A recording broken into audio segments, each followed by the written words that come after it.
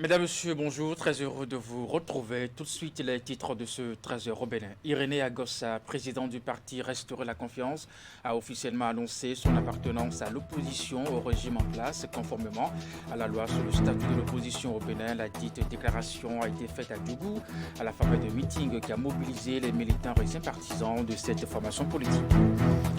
Ensuite, le prix plancher du kilogramme de noix de cajou est fixé à 350 francs CFA pour la campagne de commercialisation des noix de cajou 2021-2022.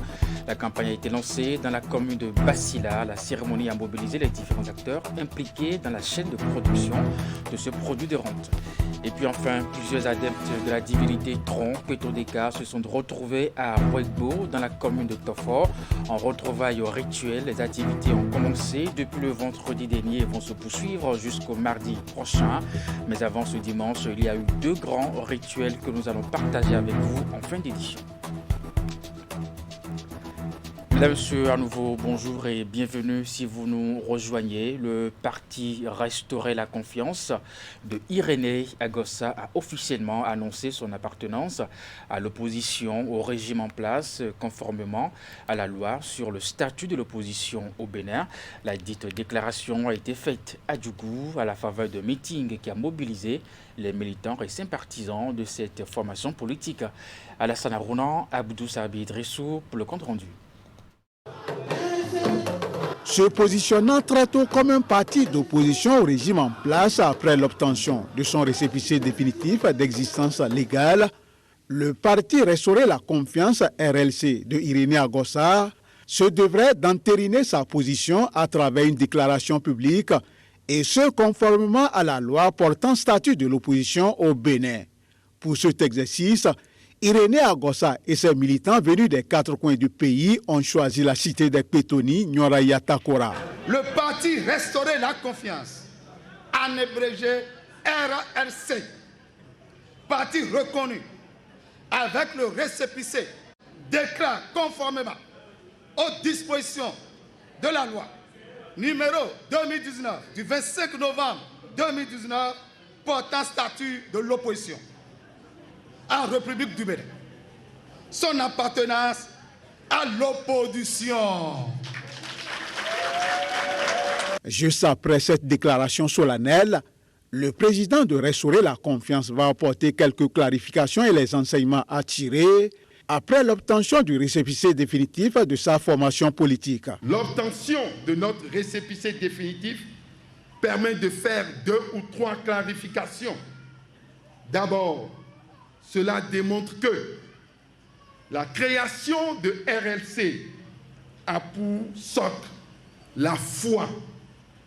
C'est un acte de vision qui nécessite un engagement total et non une action ponctuelle d'aventurier. Ensuite, les mercenaires politiques tapis dans nos rangs se sont fait découvrir très tôt, mais ils sont partis d'eux-mêmes. Troisième clarification, c'est le gain politique que nous avons reçu, bien sûr, de cette élection. Nous avons défini au cours de cette élection que la conquête du pouvoir doit se faire à travers les urnes. Nous avons eu raison de faire ce choix, puisque tous ceux qui croyaient que RLC avait participé à l'élection présidentielle pour juste confirmer l'élection du président Talon se sont fourvoyés tous. L'occasion de cette rencontre de Djougou sera saisie par le président du RLC pour exhorter la jeunesse à adhérer massivement à sa formation politique afin de permettre la mise en œuvre de son idéologie dans différents secteurs et domaines politiques, sociaux et économiques. Les membres de l'association de développement de la cité Beka dans le quartier Zopa, commune d'Abomey-Calavi, se sont réunis en assemblée générale élective. L'objectif de la session, redonner vie aux creuseurs et puis discuter des problèmes qui perturbent la quiétude des résidents de la cité. L'initiative est accompagnée par le maire de la commune d'Abomey-Calavi et bien entendu le chef du quartier de la zone des palmiers à huile Zopa, Ali Moumouni Rachidi Soubérou. Face à l'insécurité grandissante qui menace leur quiétude, les résidents de la cité Beka, située dans la zone des palmiers à huile Zopa, à Abomey-Calavi, ont décidé de redonner vie à leur creuset. L'association de développement de la cité Beka, ADECI Beka. Né le 23 novembre 2011, à la faveur d'une assemblée générale constitutive, l'ADECI Beka a connu plusieurs années de léthargie suite à de nombreuses difficultés que sont affectation hors du territoire national pour certains, décès de certains membres du bureau exécutif, déménagement pour d'autres. Pour ce nouveau départ, les objectifs de l'association restent inchangés. Renforcer l'unité d'action des habitants de la cité autour des problèmes qui minent le développement de la localité.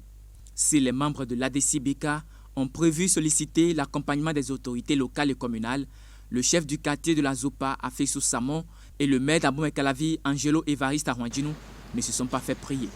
Je vous remercie de l'honneur que vous me faites en m'invitant à cette assemblée générale. Je l'ai accepté malgré mon agenda chargé, parce que pour moi, tout développement est d'abord développement à la base. Et si, au niveau de tous les quartiers de la commune d'Abomey-Calavi, nous pouvons avoir des associations du genre qui se réunissent et qui pensent leur développement, la chose sera beaucoup plus facile à gérer. Nous avons des citoyens béninois qui ont travaillé pendant des années pour acheter une maison, un immeuble. Et au finish, ils ont une maison, mais ils n'ont aucun papier. D'autres en ont des papiers, mais qui n'ont aucune valeur juridique. D'autres sont là et l'autorité communale ne sait pas si elle a des citoyens sur son territoire. Au sujet de la question des propriétés foncières, le chef du quartier de la Zopa a entretenu les participants. La communication d'une heure lui a permis d'expliquer à ses hôtes les différents contours du sujet. Il n'y a pas question de dire je suis à jour, je laisse les gens qui ne sont pas à jour faire leur lutte. Non, ici aujourd'hui et maintenant, c'est tous les acquéreurs, que tu sois à jour ou pas, on doit se mettre ensemble pour trouver la solution afin que la quiétude soit de mise au niveau de chaque maison. Les résidents ont également suivi une communication sur l'insécurité et mené des débats sur la question. À la fin des travaux, un nouveau bureau est installé pour conduire les activités de l'association pour les 3 prochaines années. Puis cette information en bref et en images, cérémonie sobre, cadence militaire, visage enthousiaste, nommé en marge du dernier Conseil des ministres, le colonel Fructueux candidat Rodé Yongba-Guidi, chef d'état-major de l'armée de terre, le colonel Issa Abou, chef d'état-major de la garde nationale, et puis le colonel Bertin Badar, directeur du cabinet militaire du président de la République, ont officiellement porté le galon de généraux de brigade au sein des forces armées béninoises. C'est le ministre délégué de la Défense auprès du chef de l'État, Fortuné Noati, qui a porté symboliquement les galons aux désormais généraux de brigade. Comme vous pouvez le voir donc sur ces images, ils sont appelés ainsi à poursuivre avec bravoure la défense de notre territoire et de son intégrité, consécration d'une carrière certainement, mais aussi une grande responsabilité. Quelques heures un peu plus tôt, il faut le rappeler, le ministre de l'Intérieur et de la Sécurité publique, Alassane Seydou, faisait le même exercice pour le directeur général de la police républicaine, Soumela Labiyaya, qui devient désormais inspecteur général de police de 2e classe. Les acteurs donc, de l'éducation ont pris part à un atelier de restitution du rapport national de l'évaluation PASEC. Il s'agit d'une rencontre d'appréciation des résultats issus des travaux d'analyse et d'évaluation du système éducatif béninois sur une période de 5 ans. Les travaux présidés donc, par le ministre des Enseignements maternels et primaires se sont déroulés en présence d'une délégation de la conférence des ministre de l'Éducation, des États et gouvernements, membres de la francophonie Ali Moumouni et des Rompévi. En 2019, le Bénin a procédé à l'évaluation de son système éducatif national. C'est une activité périodique adoptée par le gouvernement à travers le programme d'analyse des systèmes éducatifs PASEC de la conférence des ministres de l'Éducation, des États et gouvernements membres de la francophonie Confémène. La rencontre de ce jour sert de cadre à la restitution du rapport national de la dite évaluation aux différents acteurs. En s'engageant dans une évaluation périodique, le Bénin cherche à se doter des moyens et des données scientifiques lui permettant d'une part de comparer son système éducatif à ceux des autres pays et d'autre part d'apprécier ses avancées, ses limites et les défis à relever. Depuis 2014, le PASEC permet une évaluation comparative des systèmes éducatifs des pays membres de la Confémène. Et sur les 15 nations inscrites pour cette deuxième édition, le Bénin se retrouve dans le peloton de tête. Il faut dire qu'en 2014, nous avions constaté malheureusement que beaucoup d'enfants béninois, généralement plus de la moitié, n'ont pas les acquis attendus en deuxième année du primaire au CP et en sixième année au CM2. Il lui fallait donc que la Providence confia les destinées de notre pays à un homme de vision, de défi, d'audace et de développement. Je nomme son Excellence, le chef de l'État, le président Patrice Talon. Ainsi, le Bénin a enregistré non seulement un bond qualitatif très remarquable en 2019, par rapport à 2014, mais il a vu son rang s'améliorer considérablement par rapport aux autres pays. Les collectes de données sont effectuées aussi bien chez les apprenants que les enseignants. Elles ont pris en compte les écoliers du cours préparatoire et du cours moyen deuxième année dans les matières de lecture et de mathématiques. Selon les statistiques, le Bénin a fait un bond de près de 70%. En 2014, nous avions fait une évaluation des élèves. Et on avait constaté que les enseignants, la qualité des enseignants expliquait un peu les résultats, les mauvais résultats des élèves. Et donc, nous avons fait en 2019 un questionnaire sur les enseignants. Des innovations, il y en aura certainement pour la prochaine édition du programme d'analyse des systèmes éducatifs de la Confémène en 2024. Et à ce titre, les évaluations prendront en compte les apprenants du premier cycle du secondaire. Et puis je vous l'annonçais en titre, la campagne de commercialisation des noix de cajou 2021-2022 a été lancée à Basila. La cérémonie de lancement officielle ayant mobilisé les différents acteurs impliqués dans la chaîne de production de ce produit de rente a été rehaussée par la présence des ministres Gaston Dossoui et son homologue de l'industrie et du commerce, Sadia Limatou Assouman Alassane Arounan pour le compte-rendu. Grand jour pour les producteurs agricoles du Bénin et particulièrement ceux de la filière Anacad.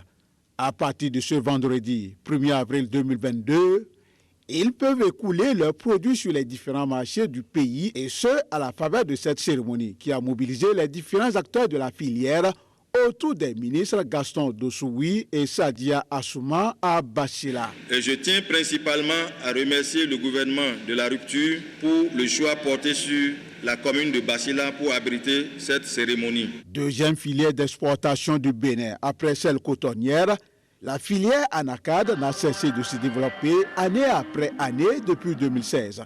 Pour cette campagne qui s'ouvre, plus de 190 000 tonnes sont attendues, compte tenu d'une production de 137 000 tonnes. La campagne écoulée. Pour cette campagne, le gouvernement, à travers mon département ministériel, a déjà pris les dispositions pour faciliter l'installation d'au moins 20 000 hectares de nouvelles plantations à partir des plants performants d'anacardier produits par nos pépinéristes professionnels. Le gouvernement a aussi pris les dispositions pour accompagner la réhabilitation de plus de 70 000 hectares d'anciennes plantations pour augmenter le potentiel de production. Et ce n'est pas tout. Pour une réussite totale de la campagne en cours, l'État central a pris d'autres mesures relatives au respect des conditions de son déroulement avant de revoir à la hausse le prix plancher de ce produit de rente en tenant compte des aspirations des différents acteurs. Prix plancher et nos prix fixés. Prix plancher d'achat aux producteurs, 350 francs CFA par kilo. Je profite de cette tribune pour dire mes remerciements distingués au chef de l'État, son Excellence le Président Patrice Talon, pour l'attention qu'il ne cesse d'accorder donc à notre filière, à la filière anacarde dans notre pays. Très reconnaissant des nombreux efforts consentis par le gouvernement pour booster la filière, les principaux bénéficiaires à travers leur fêtière ne cachent pas leur joie. Cette cérémonie de lancement nous offre l'opportunité de réitérer notre gratitude au président de la République, son Excellence, M. Patrice Talon. La présente campagne de commercialisation des noix de cajou ainsi lancée, les différents acteurs de la filière sont appelés à éviter toute sortie frauduleuse du produit hors du territoire national pour ne pas compromettre à terme les prévisions attendues par l'État central. Et puis la suite de ce 13h au Bénin nous amène dans le septentrion. La vulgarisation du plan national d'adaptation au changement climatique est en cours dans le septentrion. C'est à travers un atelier départemental des acteurs de la lutte contre les effets néfastes du changement climatique. Objectif, se familiariser avec cet outil de planification et mener des réflexions sur des projets qui sensibilisent sur la thématique. Le point de l'atelier avec Socrate Adantodé et René Soglo. Vulgariser le plan national d'adaptation au changement climatique. C'est l'objectif de cet atelier qui passe en revue le contenu de cet outil conçu pour contrer les effets néfastes du changement climatique et accroître la résilience des populations. L'importance du document n'est plus à démontrer selon les organisateurs. Premièrement, c'est de réduire la vulnérabilité aux incidents des changements climatiques et d'autre part, intégrer l'adaptation de manière cohérente dans les politiques, programmes et travaux pertinents en cours et nouveaux, en particulier les processus et les stratégies de planification du développement dans tous les secteurs et à tous les niveaux selon qu'il convient. Le plan national d'adaptation prend en compte 8 secteurs dont l'agriculture, la santé, l'énergie ou encore l'aménagement urbain. Des secteurs qui ont fait objet d'études de vulnérabilité pour l'atteinte des objectifs à travers des projets sensibles à la thématique. Les résultats attendus, c'est que le plan est internalisé par les participants. Les participants connaissent les guichets auxquels ils peuvent soumettre des projets pour avoir des financements et les réflexions vont continuer dans chacune des mairies et dans chacun des départements. Et il est quand même de bon ton que les communes et les départements puissent internaliser ce plan qui est un outil de mobilisation des ressources pour pouvoir traduire les options d'adaptation en projet. Avec cet atelier départemental, c'est tout simplement la vulgarisation du plan national d'adaptation au changement climatique qui est acté dans le septentrion. Lancement officiel du projet Féministes en Action, c'est une initiative de l'organisation non gouvernementale CARE International Bénin-Togo qui vise à soutenir le pouvoir transformatif des organisations féministes du Sud en faveur d'un monde plus égalitaire. CARE Bénin-Togo est accompagné dans cette action par l'Agence française de développement. Le lancement de ce projet a été l'occasion de remettre des chèques à 7 organisations de la société civile féministe sélectionnées au Togo et puis au Bénin pour bénéficier de ces subventions. Reportage.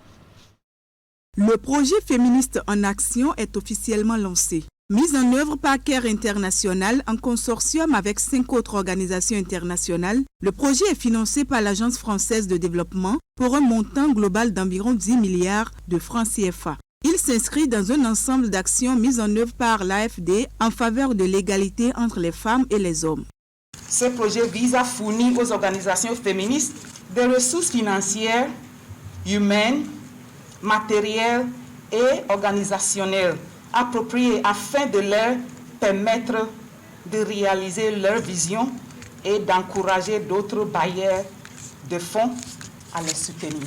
Le but de cette stratégie d'alliance avec les organisations est d'accompagner les efforts du gouvernement à travers la mise en œuvre de leur plan d'action de la promotion du genre au Bénin et au Togo. Féministes en action est un projet très important pour l'AFD, engagé dans une diplomatie féministe. Plusieurs activités seront entreprises par le projet en faveur de l'égalité des femmes et des hommes du Bénin et du Togo, de la santé reproductive, de la lutte contre les violences basées sur le genre, de l'autonomisation et de la prise de pouvoir économique des femmes et de leur accès aux droits. Aujourd'hui au Bénin, je crois que nous pouvons dire que Féministes en action se lance dans un contexte politique favorable, avec un certain nombre de mesures et de signaux politiques pris par le gouvernement béninois en faveur de l'égalité entre les femmes et les hommes. Je forme des vœux que le déploiement des activités de Féministes en action ait des impacts réels sur la vie des Béninoises et des Béninois. Le ministre des Affaires sociales et de la microfinance est honoré d'être impliqué et s'engage à soutenir Care Bénin Togo dans la mise en œuvre de ce projet.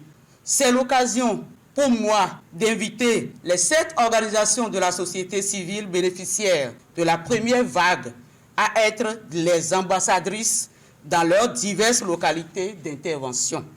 Un budget de plus de 270 millions de francs CFA est alloué à Care Bénin Togo pour la mise en œuvre du projet. 7 organisations dirigées par des femmes, 4 du Bénin et 3 du Togo ont été retenues pour bénéficier des subventions d'environ 67 millions de francs. Elles reçoivent à l'occasion des chèques et expriment leur gratitude aux initiateurs du projet. Au nom de mes pairs, je voudrais solennellement prendre l'engagement que les fonds mis à notre disposition serviront réellement à la mise en œuvre de nos projets respectifs et qu'ils seront gérés conformément aux procédures retenues. C'est à cette principale et importante condition que nous pourrons continuer à mériter de la confiance que CARE place en nous en ce jour. Féministes en action est un projet mondial qui couvre un vaste réseau d'organisations féministes de 31 pays d'Afrique, d'Amérique latine et d'Asie. Le projet, qui a démarré en 2021, prendra fin en 2024. Les bénéficiaires sont ainsi invités au respect des clauses contractuelles et à une gestion transparente des fonds pour l'atteinte des objectifs fixés. Féministes en action. Clôture de la formation des transporteurs, conducteurs et apprentis sur les techniques, principes et méthodes d'arrimage des charges sur les véhicules poids lourds. La session de renforcement de capacité a duré 3 jours. Ces échanges avec les acteurs du transport routier visent à contribuer à la bonne application du règlement relatif à l'harmonisation des normes et procédures de contrôle du gabarit, du poids et de la charge à l'essieu des véhicules de transport de marchandises dans les États membres de l'UEMOA. L'initiative de cette formation s'inscrit également dans le cadre de la mise en œuvre du projet d'appui au développement du secteur portuaire Passeport. Ces assises ont connu le soutien financier de l'agence belge du développement Enabel. Reportage. En 3 jours de formation, les contenus de 4 différents modules ont été présentés et partagés avec les participants. La session de renforcement de capacité est organisée au profit des transporteurs, conducteurs en plus des apprentis du centre Bénin. Ce rassemblement d'acteurs du secteur du transport de marchandises est l'un de la série prévue pour se tenir à Malanville, Parakou, Djougou, Boïkon, puis à Cotonou. Nous avons abordé les questions d'arrimage. Nous avons remarqué que c'est un thème qui vous est étrangers. Nous avons parcouru ce thème-là. Ensuite, nous avons essayé d'aborder les accessoires et méthodes d'arrimage. Et en dernier module, nous vous avons défini les conséquences d'un mauvais arrimage. Et nous avons acquis certaines connaissances. Par exemple, les camions plateaux qui ont des TUS-LOC, c'est ces camions qui sont appropriés pour les conteneurs. Et les camions casseries pour les marchandises en vrac. La phase théorique de la formation a été suivie de celle pratique. Ces assises, commanditées par l'Agence nationale du transport terrestre ANAT, en partenariat avec la Chambre de commerce et d'industrie du Bénin CCIB, est appuyée par l'Agence belge de développement ENABEL dans la mise en œuvre du projet d'appui au développement du secteur portuaire Passeport. C'est aussi pour accompagner la bonne application du règlement numéro 14/2005/CM/UEMOA du 16 décembre 2005 relatif à l'harmonisation des normes et des procédures de contrôle du gabarit, du poids et de la charge à l'essieu des véhicules lourds de transport de marchandises dans les États de l'Union économique et monétaire ouest-africaine.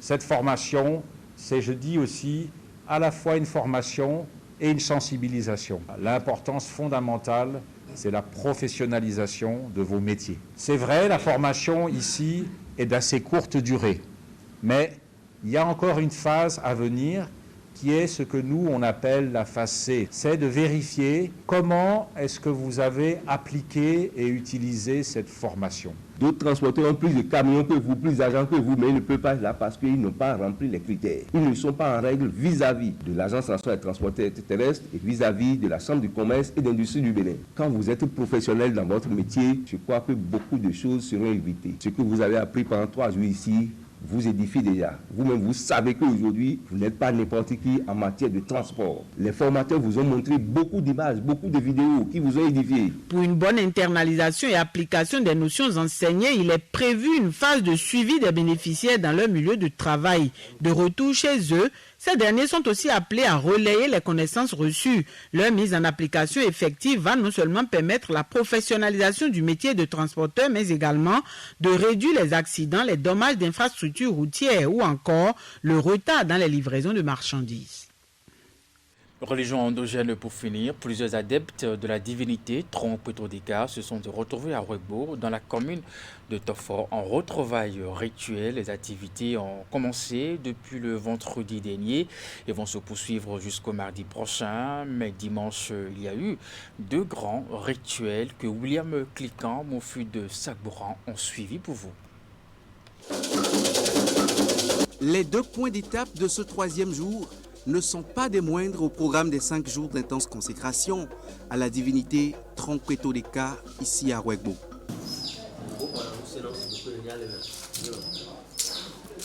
Le Afan Kaka, signifiant consultation des oracles en langue, et le Agboruru, l'immolation du bélier.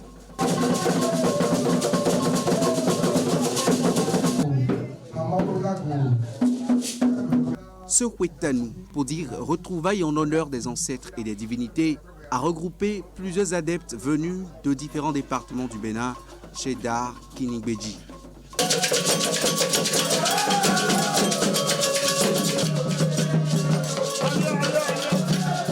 L'arrivée du souverain du royaume d'Alada aux côtés du haut dignitaire de sa cour royale et hôte de cette cérémonie marque le tournant décisif des rites.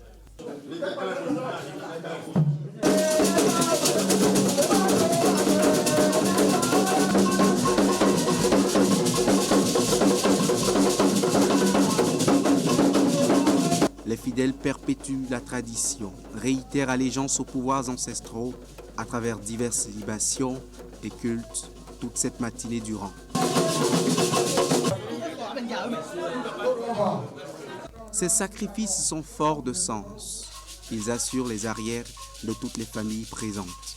L'activité qu'on venait de faire, ça s'appelle Petatrotro. Petatrotro de Tron, Petro-Deka, Lafia, de Toinviadji, de Togui à Tcham et 3. Donc on a fait des rituels ici, tu as vu tout à l'heure. On a tué des bœufs et les autres aussi. Donc tout ça, c'est pour la paix. Donc c'est la culture béninoise et on demeure toujours dans la culture et puis pour la paix et puis pour la reçue des divinités. Et s'en suivra la boucle de la boucle.